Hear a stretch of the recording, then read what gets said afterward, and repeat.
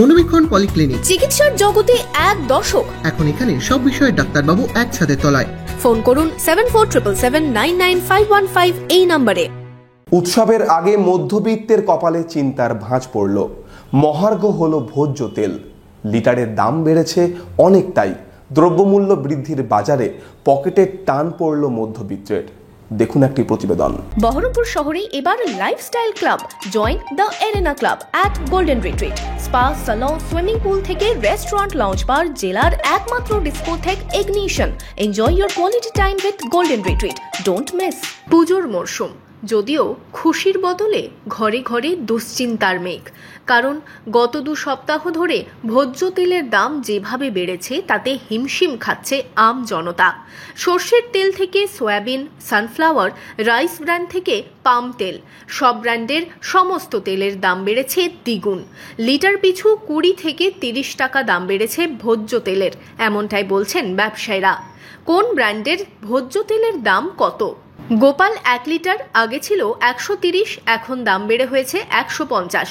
Fortune 1 litre আগে ছিল 145, এখন দাম বেড়ে হয়েছে 160। সানফ্লাওয়ার 1 লিটার আগে ছিল 125, এখন দাম বেড়ে হয়েছে 140। বহরমপুরের বিভিন্ন দোকানেও নামি দামি ব্র্যান্ডের ভোজ্য তেলের স্টক মজুদ থাকলেও দাম বৃদ্ধির ফলে বিক্রির পরিমাণ কমেছে বলছেন দোকানদাররা।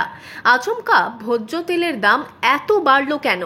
কারণ না জানলেও পুজোর আগে ব্যবসায়ী ক্ষতির আশঙ্কা। কেন তো বলা মুশকিল, সেটা তো ডিস্ট্রিবিউটাররা বলতে পারবে কেন বাড়ছে কি। আমরা ধরুন আদার ব্যাপারে অত খবর তো আমাদের কাছে থাকে না। ডিস্ট্রিবিউটার এসে রেট আমাদেরকে বললো, এখন দোকানদারির জন্য আমাদেরকে অল্প স্বল্প মাল তো নিতে হবে, দোকানদারি তো করতে হবে, তার জন্য অল্প স্বল্প নিয়েছি কাজ চালানোর মতো।